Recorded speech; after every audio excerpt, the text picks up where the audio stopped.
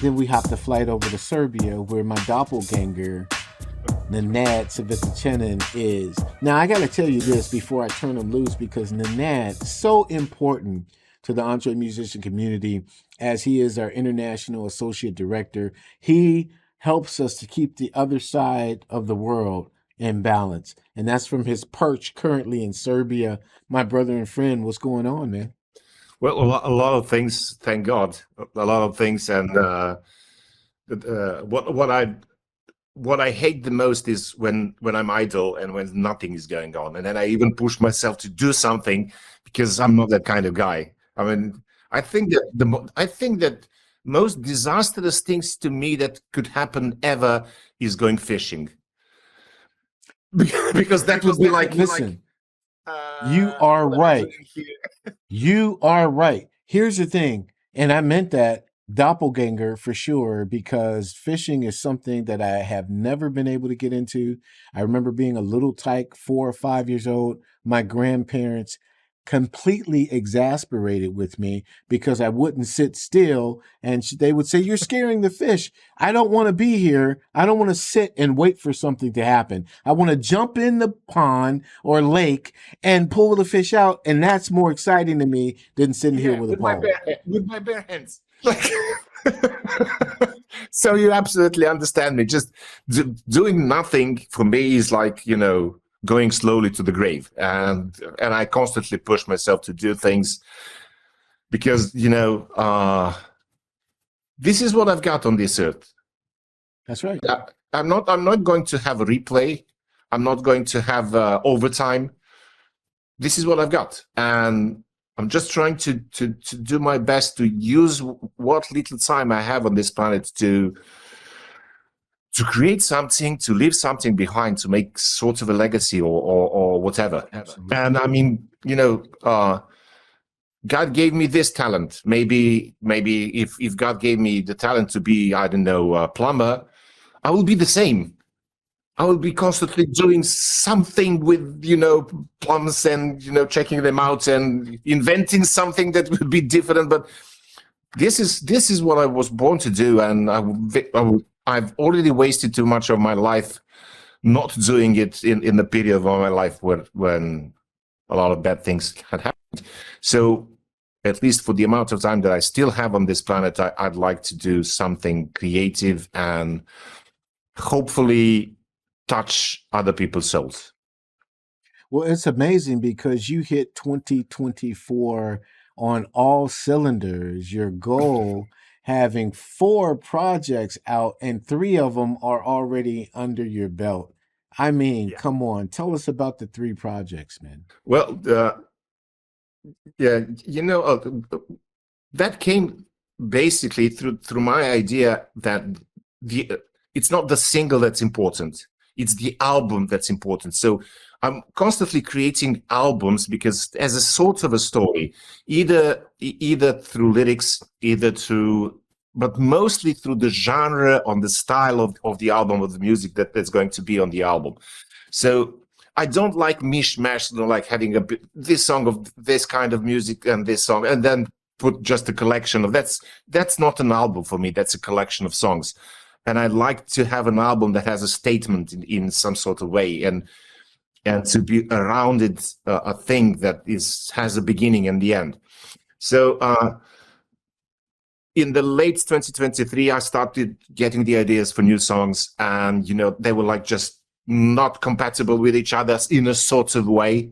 And I said, okay, I'm going to do something odd for others, and I'm going to do different albums. And the first idea was to do the Living Soul album, which was and is, I mean, that's my like tribute in a sort of way to the soul music of the 70s.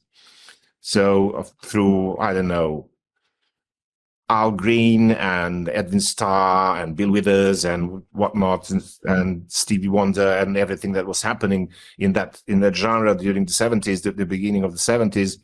And since that's the music that I really like, I said, okay, I'm going to make enough songs for the album to be just like pure sound of the early 70s, and to have that, you know, personal touch, meaning through the lyrics that I'm going to talk about the personal things that happened to me and that had happened to me in that period.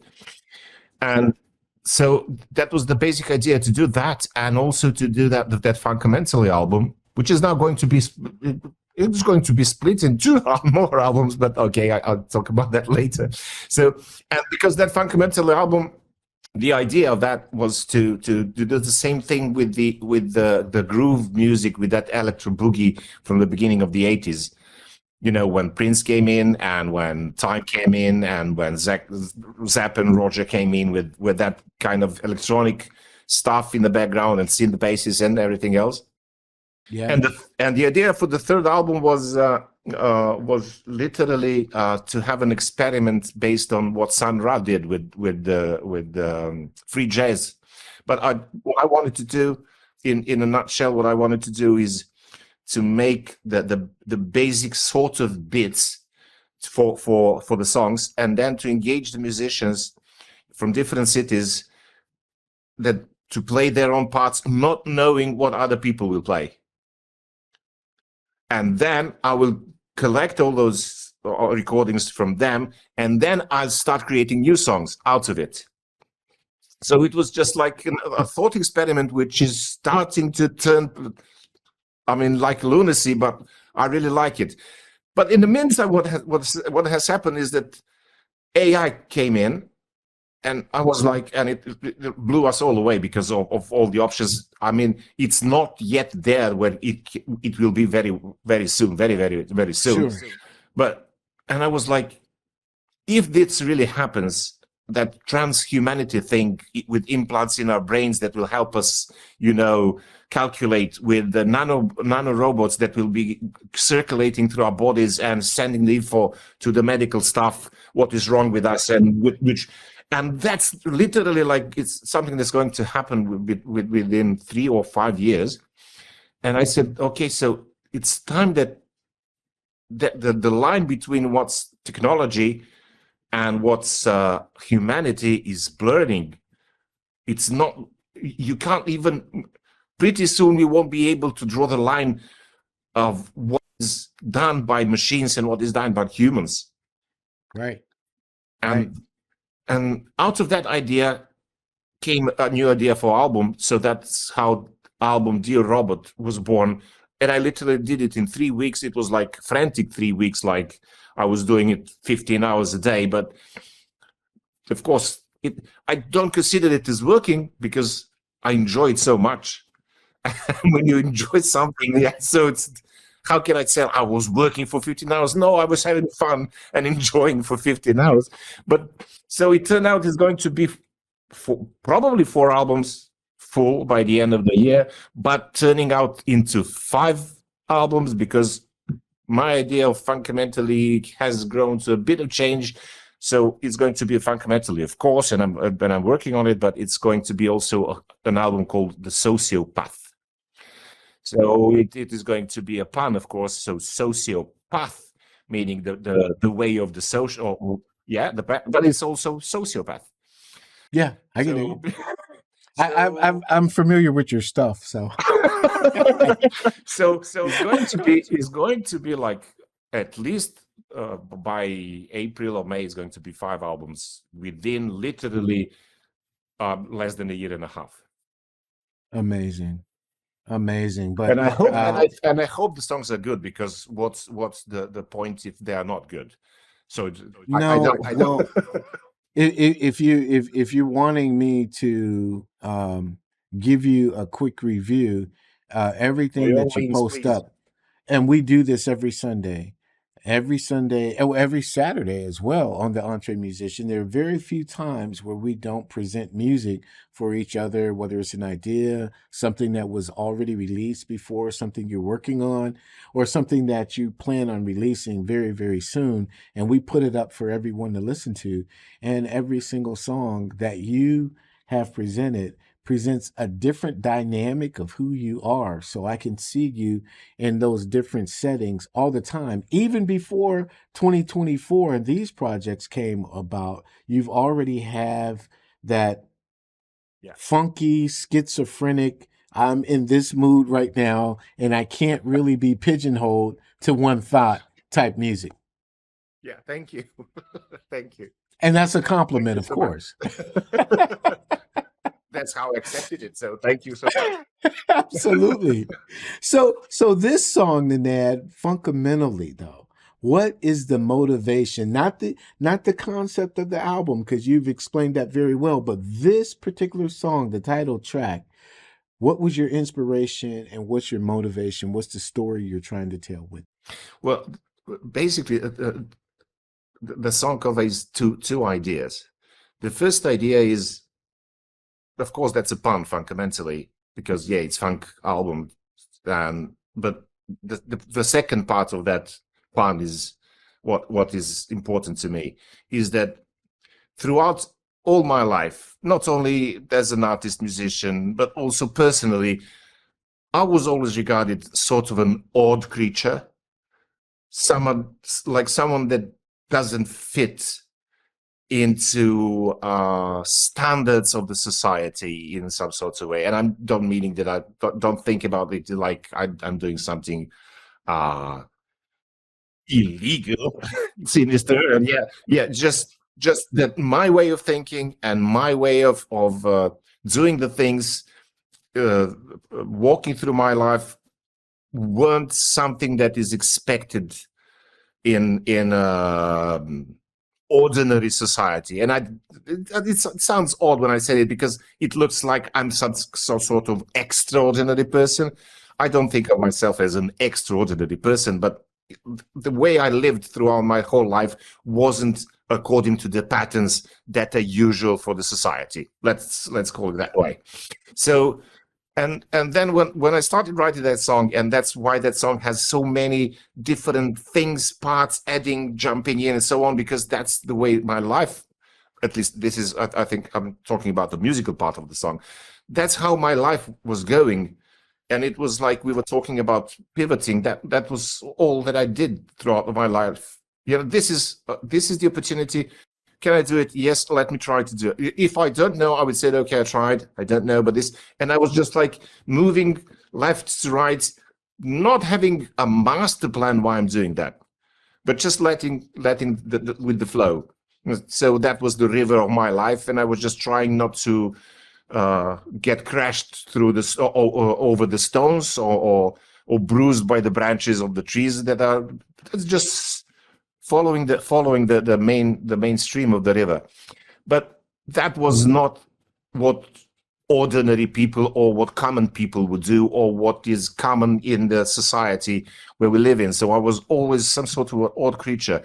And that's one of the lyrics that's in the chorus that says, doing it my way, it's funkamentally, meaning it's mentally, I mean, it's not usual, and just playing on that funky thing of that music. So yeah, I was always doing it my way. And since Frank Sinatra has better song than me, I had to do it another. At least more popular, we can say that. You know? Popular, yeah. And the second thing that is like on the same level of importance for me, considering the lyrics and considering the song, is the line in the lyrics that says, living a life without leaving a trace will slap you in the face.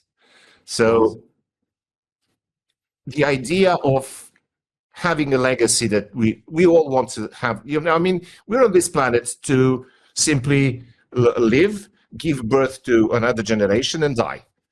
So, but that's like, in a nutshell, that's our biology, like nothing more than a mice. Just on the biology level, yes. Yeah, on the biology level. But we all have the need to leave a legacy, to touch people, to do something that will remain after us, and that will people, you know, think when they think about us after we're gone. That will be, oh yeah, that's the guy who did that and that and that and that. So you know, so doing it my way is, yeah, leaving my legacy for the, you know, at least for my daughter and her children and whoever and some of my friends, if I can't reach more people than that. And I mean, even with that, I'm quite satisfied. So, but something to do with your life, regardless what it is. Is it the music? Is it, I don't know, driving a car or an Uber? Okay, do it the best way you can and leave the legacy as the best Uber driver ever. Absolutely. No, I agree with you. In fact, Robbie was on the podcast earlier, and we were talking about, just the grace that God gives us for our music to touch the lives of others. And that's what it's for. It's really not for us. It's for others. And if others are blessed by it, doesn't matter if we're still in this body or we've transitioned on, we've still left that touch print on someone else's soul. I was just listening to George Howard this past week, and George has been gone maybe 15, 16 years now, and just an incredible soprano saxophonist. And depending on the CD that I put on, I mean, it's like I'm right back there in time where that was new and it was fresh, and he was here, but he left his soul on that music. And so, yes, it touches me the same way, same emotions. So, yeah, I get it. And that's why Funkamentally is the darling that it is. Now, here's what I want you to do before we play it, because we have to play it. That's the point. Monday Music Corner, we play music here, just so you know. But I want you to, because I did this at the front of the show, is tell those who are watching this or listening to this podcast, especially if they're artists, why they should be on Stage Dive from your own experience. Well, first of all, it is the place for the independent artists. Unlike any other streaming platform at the moment, all other streaming platforms are for the industry. So independent artists cannot have the impact whatsoever on any other streaming services except for the Stage Dive. So that's the first and most important thing at this moment. If you're independent musicians, if you want to stay independent, meaning that you don't want to do your stuff the way the industry says that you have to do it, you simply have the place now at the moment. And that is your place. That is the Stage Dive where people can hear your music. And the second thing that is also very important, you will get revenue from the people. Unlike Spotify and others, I don't want to name names, but unlike all the others, the Stage Dive guarantees that you will get your money. And that's another thing that is extremely important at this moment for independent musicians, because we are getting short of income in any other sorts of way. We cannot play as we used to play because there are no venues. We don't have enough rights, considering the copyrights and everything else. And it is very important to find a source of regular revenue. Of course, if you're good, if you're talented, if you're working hard enough, then you will get paid by Stage Dive. So good. So good. We love John Bruce, an EntreMusician who's doing it to help disrupt what's going on. But this brother right here, my doppelganger, Nenad Cvetičanin, better known as Nenad C, and his band Numismatica is really rolling with his brand new single, Funkamentally. You are going to love it. We're going to stop talking. We're going to play the music. Peace and blessings to you, Nenad. We'll talk to you soon, bro. Yeah, see you. See you. And the one thing you didn't know about Nenad, he traveled in voids that people usually don't go.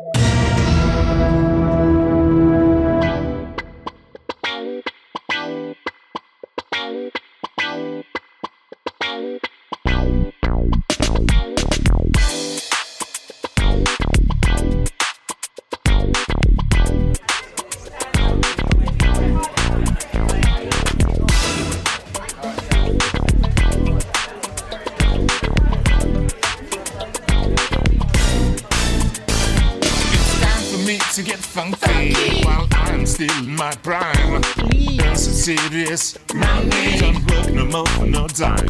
Well, I'm being exclusive, cause it's finally my time. But that is okay, so if you wanna play with me, just doing it my way, doing it my way, doing it my way.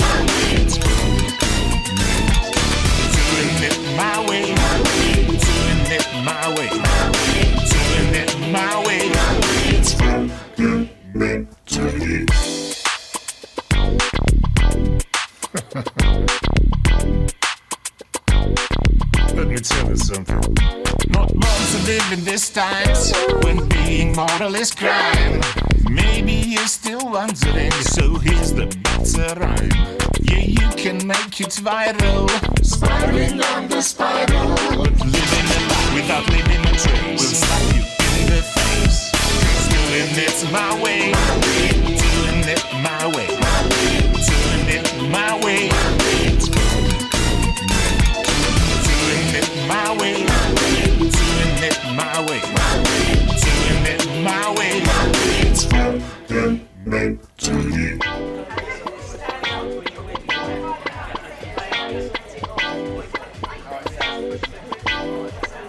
Good Lord.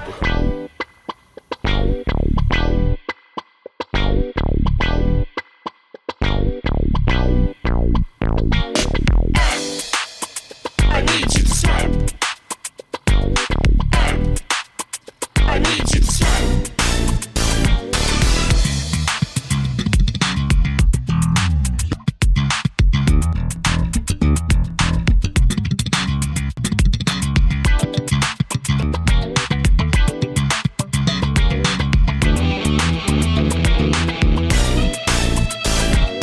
Doing it my way, doing it my way, doing it my way, doing it my way, doing it my way, doing it my way, doing it my way, doing it my way, doing it my way, doing it my way, doing it my way, doing it my way.